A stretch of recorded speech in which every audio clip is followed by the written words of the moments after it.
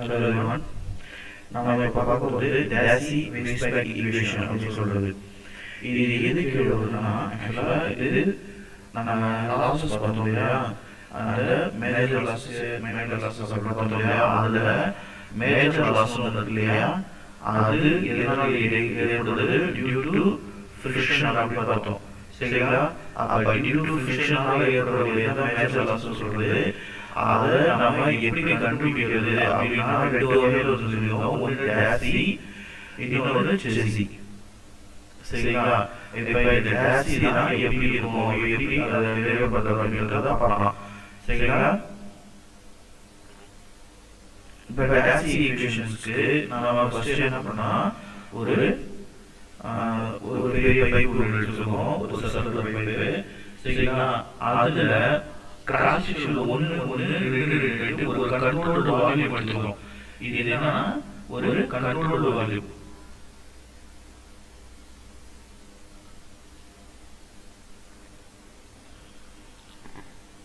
இது என்னன்னா ஒரு கண்ட்ரோல் வால்யூம். கண்ட்ரோல் வால்யூம்னா ஒரு குறிப்பிட்ட வால்யூம் மட்டும் நம்ம எடுத்துக்கிட்டு பவுன்ஸ் செட் பண்ணிட்டு அதுக்குள்ள ஃப்ளோ இருக்கும்போது அதுல பிரஷர் இன்டென்சிட்டி இருக்குது, அதுல ஃபிஷர் ரெசிஸ்டன்ஸ் இருக்குது அப்படிங்கிறது எல்லாத்தையும் கால்குலேட் பண்றதுதான் இது விஷயம். சரிங்களா?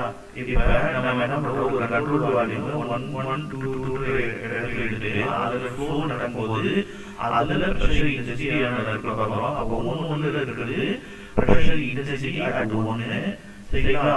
அதே மாதிரி P2ங்கிறது ரெண்டாவது கிராஸ் செக்ஷன் இல்லையா, ரெண்டாவது கிராஸ் செக்ஷன்ல எவ்வளவு இருக்கு அப்படின்னு சொல்றது பிரஷர் இன்டென்சிட்டி அட் 2 P2. சரிங்களா? ஒரு கண்ட்ரோல் வால்யூம். அந்த கண்ட்ரோல் வால்யூல P1ங்கிறது இப்படியும் இதோடைய இது மெயின்டைன் பண்றதுக்காக இதோட ஆப்போசிட்டா P2 இருக்கும். சரிங்களா? ஈக்குவல் அண்ட் ஆப்போசிட்டா இருக்கும் அப்படிங்கிறது கிடையாது, இதுக்கு ஆப்போசிட்டா. சரிங்களா? அவ்வளவுதான். அப்ப எல்லுன்றது என்னன்னா ஒன்றுக்கும் அதாவது செக்ஷன் 1க்கும் செக்ஷன் 2க்கும் உள்ள லென்த் தான் வந்து எல்னு சொல்றது, டோட்டல் லென்த். கேபிட்டல் டிங்கிறது அந்த பைப்புடைய டயாமீட்டர். சரிங்களா? இதுல எஃப் டேஷ் உள்ளது இல்லையா, எஃப் டேஷ்ன்றதுன்னா ஒரு நான் டைமென்ஷனல் ஃபேக்டர். ஒரு நான் டைமென்ஷனல் ஃபேக்டர் அதோட வேல்யூ எதை டிபெண்ட் பண்ணி இருக்குன்னா என்ன மெட்டீரியல் உள்ள போகுது. சரிங்களா? அந்த பைப்புடைய சர்ஃபேஸ் உடைய நேச்சர் எப்படி இருக்கு அப்படிங்கறத பொறுத்து. சரிங்களா? அதாவது என்ன மெட்டீரியல், அந்த பைப்புடைய மெட்டீரியல்ஸ், அப்புறம் பைப்புடைய சர்ஃபேஸ் உடைய நேச்சர், அதெல்லாம் என்ன அப்படிங்கறத பொறுத்து அந்த நான் டைமென்ஷனல் ஃபேக்டர் எடுத்து முடிவு செய்யணும். சரிங்களா? இப்ப HF head loss due to friction, அதெல்லாம் நம்ம இப்ப பார்க்கணும். சரிங்களா? இப்ப இந்த பார்க்கறதுக்கு நம்ம முதல்ல என்ன பண்ணலாம்னா என்னென்ன ஃபோர்ஸஸ் இருக்கு அப்படிங்கறத முதல்ல தெரிஞ்சுக்கணும். முதல்ல என்னென்ன ஃபோர்ஸஸ் இருக்கு அப்படிங்கறத நம்ம பார்த்தோம்னா ரெண்டு விதமான ஃபோர்ஸஸ் தான் இருக்கு இந்த விஷயத்தை பொறுத்த வரைக்கும். என்னன்னா இங்க பிரஷர் இன்டென்சிட்டினால இங்க இருக்கக்கூடிய பிரஷர் இன்டென்சிட்டினால ஏற்படக்கூடிய ஃபோர்ஸஸ் ஒன்று, அதுக்கப்புறம் இதுல எது செயல்படக்கூடிய ஃபிரிக்ஷனல் ஃபோர்ஸ் ஒன்று. அவ்வளவுதான். சரிங்களா? இப்ப என்ன இந்த P1 P2 அப்படிங்கிறதும் இது ஈக்குவல் ஆப்போசிட் அப்படின்னு கேட்டா ஃப்ளோ இதுதான் இருக்கும். ஃப்ளோ இதுதான் இருக்கும். இப்ப பிரஷர் டிஃபரன்ஸ் பார்த்தீங்கன்னா ஒரு பெரிய பைப் இருக்குன்னா இங்க ஒரு பிரஷர் இருக்கும், இங்க ஒரு பிரஷர் இருக்கும். சரிங்களா? அப்ப இங்க இருக்கக்கூடிய பிரஷர் ஒரு விதமாகவும் இங்க இருக்கக்கூடிய பிரஷர் ஒரு விதமாகவும் இருக்கும். அப்ப நெட் பிரஷர் ஃபோர்ஸ் என்னன்னா இதுல இருந்து இது எவ்வளவு குறைஞ்சிருக்கு அப்படின்னா மிச்சம் இருக்கக்கூடியதுதான் நெட் ஃபோர்ஸ். சரிங்களா? இப்ப P1ங்கிறது ஒரு ஃபோர்ஸா இருக்கு, அதாவது கிராஸ் செக்ஷன் 1ல P1 P2ங்கிறது ஒரு ஃபோர்ஸா இருக்குன்னா இதுல என்ன இருக்கும், இங்க ஏற்படக்கூடிய ஃபிரிக்ஷனல் ஃபோர்ஸ்னால ஏற்படக்கூடிய ஃபிரிக்ஷனல் ரெசிஸ்டன்ஸ்னால இங்க இருக்கக்கூடிய பிரஷர் என்ன இருக்கும், அதே லெவலில் இங்க இருக்காது, இங்க மெயின்டைன் ஆகாது, இங்க குறைஞ்சிருக்கும். ஏன்னா வெலாசிட்டி இங்க ஒரு மாதிரியா இருக்கும், இங்க ஒரு மாதிரியா இருக்கும். எப்படின்னா இங்க மேக்ஸிமம் ஆகும், இங்க கம்மியாகவும் இருக்கும். மேக்ஸிமம்னா அதிகமாகவும் இங்க கொஞ்சம் கம்மியாகவும் இருக்கும். சரிங்களா? அப்ப வெலாசிட்டி மாறும்போது பிரஷர் டிஃபரன்ஸும் இருக்கும். அப்ப நெட் பிரஷர் ஃபோர்ஸ் ஒன்று இருக்குது. ஓகேங்களா? அப்ப நெட் பிரஷர் ஃபோர்ஸ் ஒன்று இருக்குது. ரெண்டாவது அதை எதிர்த்து செயல்படுகிறது ஃபோர் வேறுனா அதை எதிர்த்து செயல்படக்கூடிய ஃபிரிக்ஷனல் ஃபோர்ஸ் ஒன்று இருக்கு. சரிங்களா? அப்ப இந்த ரெண்டு ஃபோர்ஸும் எப்படி இருக்கு அப்படிங்கறத நாம செக் பண்றோம்.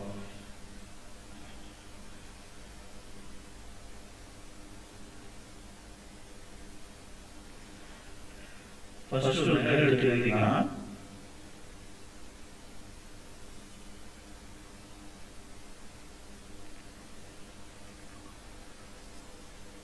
Net force on the flowing fluid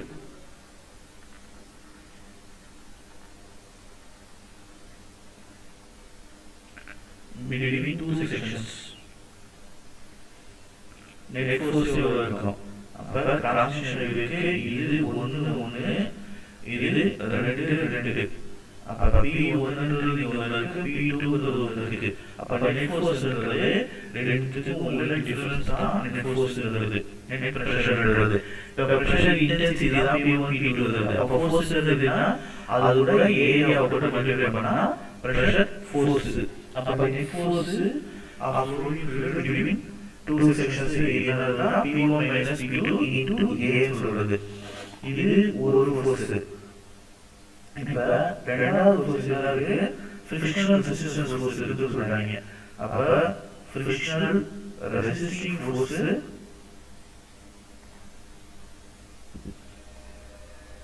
என்னன்னா அதை எப்படி சொல்றோம்னா F dash P L V square அப்படின்னு சொல்றோம். இப்ப P L V ஸ்கொயர் என்னன்னா பைப் இருக்குன்னு வச்சுக்கோங்க. ஓகேங்களா? இந்த பைப்ல நம்ம ஒரு கண்ட்ரோல் வால்யூம் எடுத்துக்கிறோம். என்ன வால்யூம்னா எல்லுன்ற லென்த்துக்கு எடுத்துக்கிறோம். ஓகேங்களா? எல்லுன்ற லென்த்துக்கு எடுத்துக்கிறோம். எல்லுன்ற லென்த்துக்கு. அதுக்கப்புறம் இந்த பீங்கிறதுனா தண்ணி என்ன பண்றது? தண்ணியே ஒரு ஃப்ளூயிடு.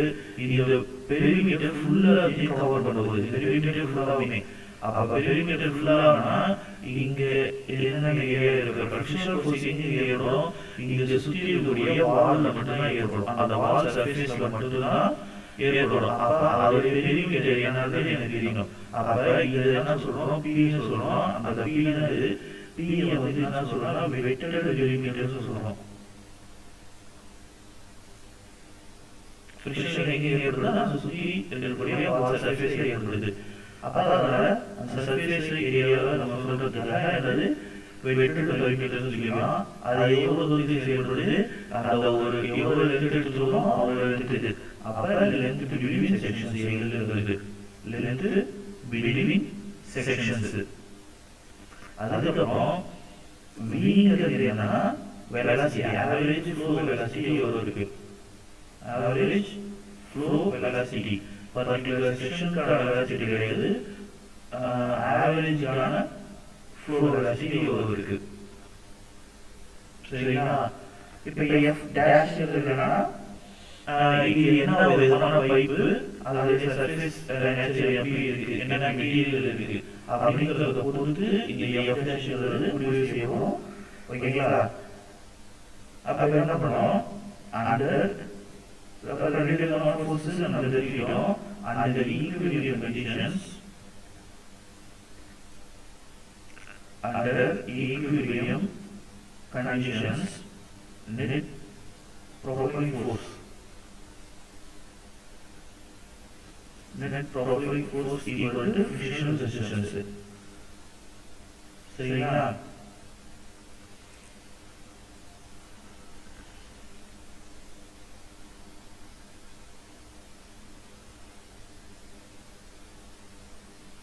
net propelling force என்னதுன்னா அந்த பிரஷர்னால ஏற்படக்கூடிய force தான் net propelling force. அப்ப P1 minus P2 into A, frictional resistance னா F dash P L V square. சரிங்களா? இப்ப இதுல நம்ம நிறைய மார்க்குகள் பண்ண போறோம். என்னது? dividing weight density, weight density வச்சு டிவைட் பண்ண போறோம். W on both sides.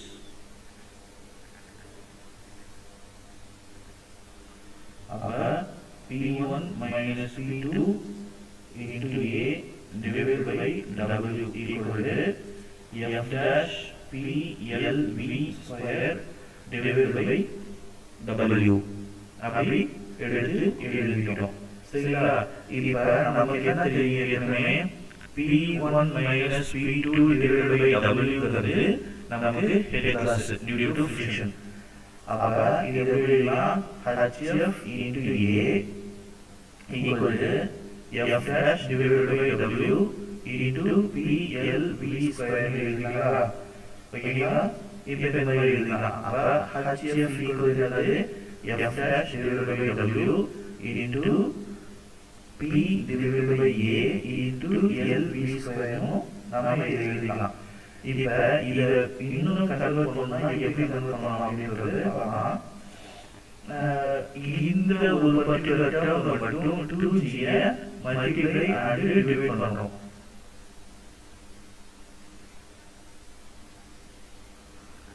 இந்த ஒரு பர்டிகுலர் டேர்ம் மட்டும் மல்டிப்ளை அண்ட் டிவைட் பண்றோம்.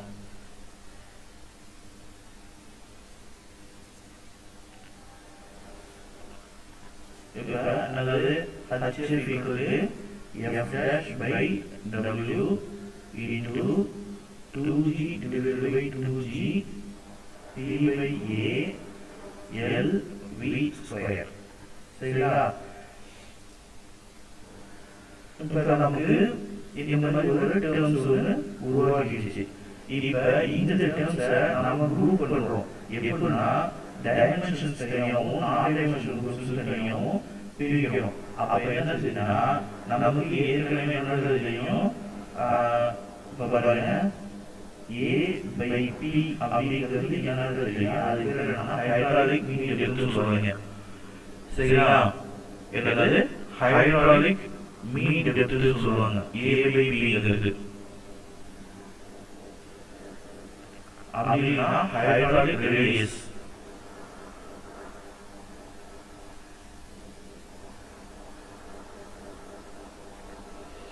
இதை நம்ம எப்படி டினோட் பண்ணுவோம்னா டினோட்டட் பை m அப்படின்னா ஆறுன்னு குறிப்பிடுவாங்க. அதே இடத்தை பொறுத்து இருக்கு. சரிங்களா? அப்ப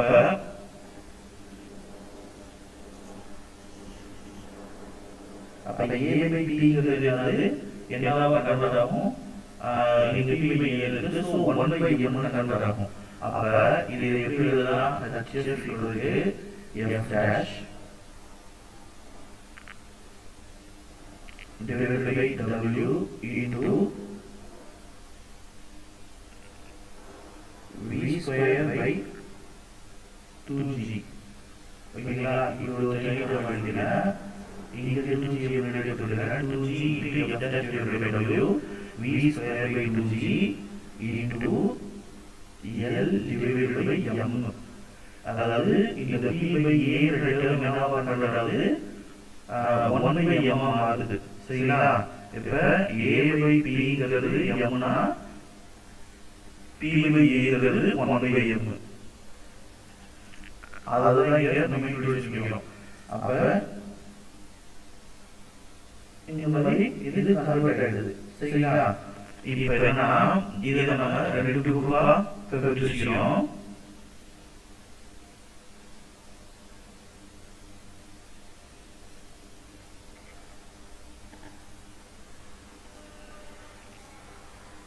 இந்த டேர்ம் L by m அதுக்கப்புறம் V square by 2g has dimensions of HF. ஓகேவா?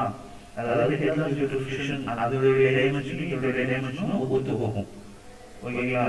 அதாவது இந்த HF equal to 2g F dash divided by W into V square divided by 2g into L by m அப்படின்னு ஒரு equation நம்ம form பண்ணிருக்கோம்யா. இப்போ dimension அனாலிசிஸ்ல dimension equality maintain ஆகும் இல்லையா? அப்ப HF க்கும் V square into V square divided by 2g L by m இது ரெண்டுத்துக்கும் ஒரே விதமான டைமென்ஷன்ஸ் தான் நமக்கு மெயின்டைன் ஆகும் அப்படின்னு சொல்றாங்க. சரியா? அப்ப மிச்சம் இருக்கக்கூடிய டேர்ம் என்னது? அது term 2g f dash divided by w அப்படிங்கிறது என்னவா இருக்கு, ஒரு நான் டைமென்ஷனல் குவான்டிட்டியா இருக்கு. நான் டைமென்ஷனல் குவான்டிட்டியா இருக்கு. அப்ப நான் என்ன பண்ணுவேன், இந்த நான் டைமென்ஷனல் குவான்டிட்டியை மட்டும் ஒரு சிங்கிள் டேர்மா ரீப்ளேஸ் பண்ணிக்கிறேன்.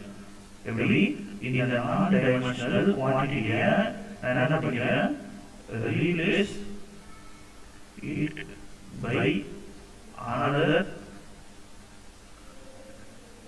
constant f. f ஒரு கான்ஸ்டன்ட் வச்சு நான் மாத்திக்கிறேன். அப்ப hf என்ன ஆகுதா, பாருங்க 2g f dash divided by w அதுக்கு பதில் f னும் மிச்சம் கூடிய l by m into v square divided by 2g operator எழுதிக்கிறேன். ஓகேங்களா? இப்ப எனக்கு ஈக்குவேஷன் இந்த மாதிரி கன்வெர்ட் ஆயிடுச்சு. இப்ப in case of ஒரு சர்க்குலர் பைப்பா இருந்துச்சுன்னா, ஒரு சர்க்குலர் பைப்புக்கு ஹைட்ராலிக் மீன் டெப்த்ங்கிறது எவ்வளோன்றது சொல்றாங்க. ஹைட்ராலிக் மீன் டெப்த்ங்கிறது என்னது, m equal to a by p. சரிங்களா? இப்ப a by p ங்கிறதுனா a ங்கிறது ஏரியா, p ங்கிறது பெரிமீட்டர். ஒரு சர்க்குலர் பைப்னா என்ன, area pi by 4 into d square. அதே மாதிரி பெரிமீட்டர்ங்கிறதுனா pi into d. அப்ப என்ன வரும், d by 4 நான் சொல்றோம். ஓகேங்களா? pi க்கு pi எழுதணும், d க்கு ஸ்கொயர் எழுதணும். அப்ப என்ன வரும், d by 4 நான் சொல்றோம். சரிங்களா? அப்ப a by b ங்கிறது என்ன வருது, எனக்கு d by 4 வருது. அதாவது m equal to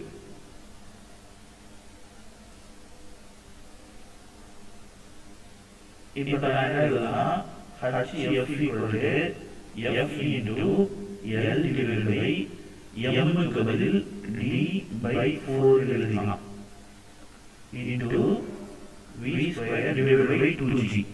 சரிங்களா? இப்ப hf equal to என்னது, 4 available 4f என்னன்னா l v square divided by d into 2g அப்படின்னு கன்வெர்ட் ஆகும். ஓகேங்களா? இதுதான் நமக்கான ஈக்குவேஷன். ரொம்ப ரொம்ப முக்கியமானது. இந்த ஈக்குவேஷனுக்கு பதிலா டாசி வெய்ஸ்பெக் ஈக்குவேஷன் சொல்றது. இப்ப இதுல f ங்கிறது என்னன்னு சொல்லுவோம்னா, டாசி கோஎஃபிஷியன்ட் ஆஃப் ஃபிக்ஷன் சொல்லுவோம். இதெல்லாம் நமக்கு கொடுத்துருவாங்க. டாசி கோஎஃபிஷியன்ட் ஆஃப் ஃபிக்ஷன். ஓகேங்களா? இது ரொம்ப ரொம்ப இம்பார்ட்டன்டான விஷயம். இதுலயே இந்த hf ங்கிறதுக்கான வேல்யூ தனியாவும் இருக்கு. இப்ப hf க்கான வேல்யூ என்னது, hf க்கான வேல்யூ என்னது, p1 minus p2 divided by w ங்கிற வேல்யூ இருக்கு. அப்ப அதை கம்பேர் பண்ணும்போது நமக்கு பிரஷர் டிஃபரன்ஸ்ல ஈக்குவேஷன் நான் கொண்டு வரலாம். அப்ப p1 minus p2 divided by w ஈக்குவல்னா 4f lv square divided by d into 2g வரும். அப்ப p1 minus p2 ஈக்குவல்னா 4f lv square divided by d into 2g into w. அவ்வளவுதான். இது ஒரு முக்கியமான ஈக்குவேஷன். இப்ப இந்த ஈக்குவேஷனே இன்னும் நம்ம என்ன பண்ணலாம், சால்வ் பண்ணும்போது எப்படி சால்வ் பண்றோம்னா, ஷியர் ஃபோர்ஸ் எல்லாம் இன்க்ளூட் பண்ணா என்னவா இருக்கும் அப்படின்றத நாம கொண்டு வரோம். இப்ப expression for coefficient of friction in terms of shear stress shear stress. அப்ப P1 minus P2 into A அப்படிங்கிறது என்னது force, அது எதுக்கு ஈக்குவலா இருக்கும், force due to shear stress. அதாவது என்ன சொன்னா டவு நாட்னு சொல்லிக்கலாம்.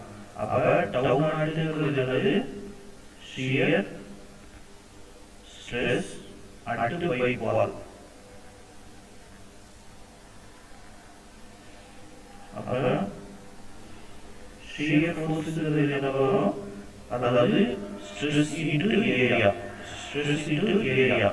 அப்ப டவு நாட் into ஏரியாங்கிறது என்ன, சுற்றி இருக்கக்கூடிய சுற்றி என்ன இருக்கு, சர்ஃபேஸ் ஏரியா சொல்லுவாங்க. அப்ப சர்ஃபேஸ் ஏரியாவுக்கு pi into d perimeter into length. ஓகேங்களா? அப்ப பெரிமீட்டர் இன்டு லென்த்ன்றது முடிஞ்சிச்சு.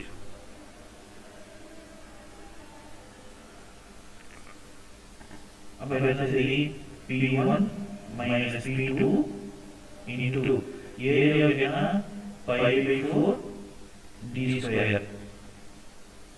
The shear is tau naught pi d into L. சரிங்களா?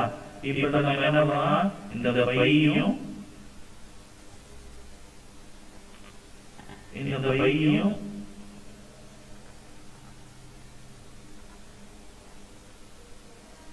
இந்த பையும் அடிச்சிடலாம். இந்த டியும் இந்த டியும் அடிச்சிடலாம். அடிச்சது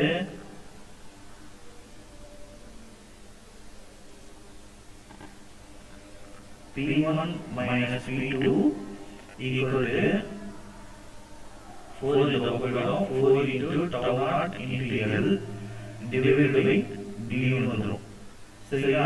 அப்ப P1 minus P2 equal to 4 into tau naught into L divided by d வந்துருச்சு. ஓகேங்களா? இப்ப நம்ம ஏற்கனவே ஈக்குவேஷன் என்ன வருது, P1 minus P2 equal to 4FLV square divided by d into 2G into W இருக்கு. அப்ப இந்த ஈக்குவேஷன்ல நம்ம வந்து இந்த P1 P2 சப்ஸ்டிட்யூட் பண்ணோம்னா என்ன வரும், 4 into tau naught L divided by d equal to 4FLV square divided by d into 2G into W வரும். ஓகேங்களா? அப்ப இதுல என்ன அடிக்க முடியும்,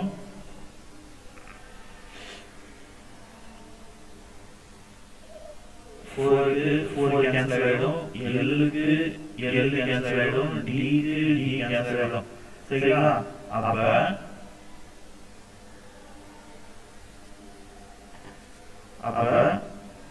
tau naught equal to என்ன வருது, சரி F equal to என்ன வருது, tau naught into 2G divided by V square into W வரும். ஓகேங்களா? V square into W வரும். இப்ப W என்னது, weight density. அப்ப weight density என்ன கன்வர்ட் பண்ணா tau naught into 2G V square into rho into G. அப்ப G cancel ஆயிடுச்சுன்னா F equal to என்ன வரும், 2 into tau naught divided by V square into rho அப்படின்னு ஒரு ஈக்குவேஷன். அவ்வளவுதான். ரொம்ப எளிமையானது. ஆனது ஒரே ஒரு சின்ன விஷயம் தான், நீங்க ஞாபகம் வச்சுக்க ரெண்டே ஈக்குவேஷன் தான். பாக்கியெல்லாம் அதோட டெரிவேட்டிவ் வந்துட்டே இருக்கும், எந்த ப்ராப்ளமும் கிடையாது. சரிங்களா? இது பேர் என்னன்னா டாசி வெயிட்பேக் ஈக்குவேஷன்ஸ் சொல்றது. இது ரொம்ப ரொம்ப முக்கியமானது. இப்ப இதுலயே இன்னொன்னு பார்க்கலாம், ஜெஸ்ஸி பார்க்கலாம்.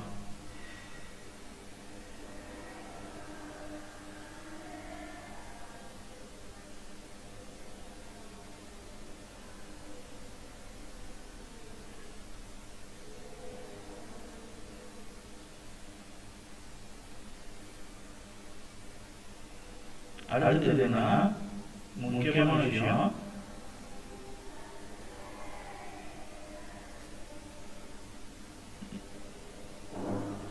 chassis ஃபார்முலான்னு சொல்றது. ஓகேங்களா? chassis formula. chassis ஃபார்முலாவும் இதனுடைய அடிப்படை என்னன்னா P1 minus P2 into A equal to F dash PLV square எழுதணும் ஃபர்ஸ்ட். அதாவது பப்ளிக் ஃபோர்ஸும் ஃபிக்ஷனல் ரெசிஸ்டன்ஸும் நம்ம ஈக்குவேட் பண்றோம் அப்படின்னு சொல்லி அதிலிருந்து நாம வேற மாதிரி ஒரு ஈக்குவேஷனை இதை ஃபார்ம் பண்ண போறோம். அதாவது வெலாசிட்டிக்கான ஈக்குவேஷனை ஃபார்ம் பண்ண போறோம். இதுக்கு முன்னாடி வந்து எஃப்க்கான ஈக்குவேஷனை ஃபார்ம் பண்ணோம். ஃபிக்ஷனுக்காக எஃப் எப்படி இருக்கும் அப்படின்னு சொல்லிட்டு நம்ம ஃபார்ம் பண்ணோம். இப்போ ஃபார்ம் பண்ண போறது என்னன்னா v ஈக்குவேஷன் எப்படி இருக்கும் அப்படிங்கறத ஃபார்ம் பண்ண போறோம். அதுதான் ஜெசியோட வேலை. அப்ப என்ன பண்றது P1 minus P2 divided by W போட்டுறோம். அதாவது v டென்சிட்டி ரெண்டு பக்கமும் நாம எடுத்துறோம். PLV square divided by W. நமக்கு என்ன தெரியும்? P1 minus P2 divided by W ங்கிறது என்ன தெரியும்? HCF ங்கிறது தெரியும். அப்ப HCF equal to என்னது? F dash divided by W. P இந்த A வந்து இங்க வந்து A, P by A into L into V square. நம்ம வந்து தெரியல. இந்த V square இப்ப நமக்கு என்ன தேவை? வெலாசிட்டி தேவை. அப்ப வெலாசிட்டிக்கு V square equal to என்னது? HCF into W into A divided by F dash into P into L அப்படின்னு நமக்கு டேர்ம்ஸ் வந்துருச்சு. சரிங்களா? அப்ப இது இன்னும் ஃபர்தரா எழுதுனா velocity ஈக்குவல்னா பிராக்கெட்ல HF into W into A divided by F dash into P divided by L. இத நான் எப்படி எழுதுறேன்னா எனக்கு தகுந்த மாதிரி மாத்தி எழுதுறேன். எப்படி மாத்தி எழுதுறேன்னா W divided by F dash ஒரு டேர்மாவும் A by P அப்படிங்கிறது ஒரு டேர்மாவும் HF divided by L அப்படிங்கிறது ஒரு டேர்மாவும் நான் மாத்தி எழுதுறேன். இப்ப இதுல ஒவ்வொரு டேர்மா யூஸ் பண்றோம். இப்ப ஸ்கொயர் ரூட்ல W divided by F dash இருக்குல்ல, இதுக்கு பேர் என்னன்னா செசி கான்ஸ்டன்ட் சொல்றது. ஓகேவா? செசி கான்ஸ்டன்ட் சொல்றது. இதுக்கு டேர்ம் வந்து C ன்னு சொல்லிருக்கோம். அதுக்கப்புறம் A by B ங்கிறதுக்கான வேல்யூ என்ன தெரியும்? அதுக்கு பேர் என்னன்னா ஹைட்ராலிக் மீன் டெப்த். நம்ம இது முன்னாடி பார்த்தது ஹைட்ராலிக் மீன் டெப்த். அதையும் பார்த்தாச்சு. அதுக்கு பேர் என்னன்னா எம்னு குறிப்பிடுவோம். ஓகேங்களா? அதுக்கப்புறம் HCF divided by L இருக்கு இல்லையா, இது என்னன்னா ஹெட்லாஸ் HCF ஹெட்லாஸ் கீழே வந்து லென்த்ல கொடுத்துறாங்க. அப்ப இது பேர் என்ன? Loss of head per unit length. ஒரு யூனிட் லென்த்துக்கு எவ்வளவு ஹெட்லாஸ் ஆயிருக்கு. இதை எப்படி டினோட் பண்ணணும்னா ஐன்னு சொல்லிட்டு டினோட் பண்ணுவோம். ஓகேங்களா? அப்ப இது எப்படி வெலாசிட்டி எழுதலாம்? V equal to square root of W by F dash ங்கிறது C எழுதி மிச்சம் இருக்கிற AP என்னது? ஸ்கொயர் ரூட் AP பதில் M. ஓகேங்களா? HCF divided by L க்கு I. ஓகேங்களா?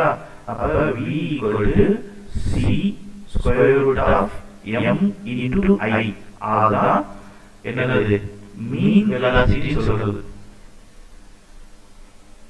மீன் வெலாசிட்டி பொதுவா என்னன்னா செசிஸ் கான்ஸ்டன்ட் வரும்போது C ஓட வேல்யூ எல்லாத்தையும் நமக்கு கொடுத்துருவாங்க. I ஓட வேல்யூ C ஓட வேல்யூ பொதுவாவே கொடுத்துருவாங்க. அவ்வளவுதான். இப்ப நம்ம பார்த்தது டாஸ் ரெஸ்பெக்ட் ஈக்குவேஷனும் செசிஸ் ஃபார்முலா ஈக்குவேஷனும் பார்த்திருக்கோம். சரிங்களா? ரொம்ப ரொம்ப முக்கியமானது இந்த ஃபார்முலாஸும் ரொம்ப முக்கியமானது, எக்ஸ்பிரஷனும் ரொம்ப முக்கியமானது. ஒழுங்கா படிச்சுக்கோங்க. Thank you.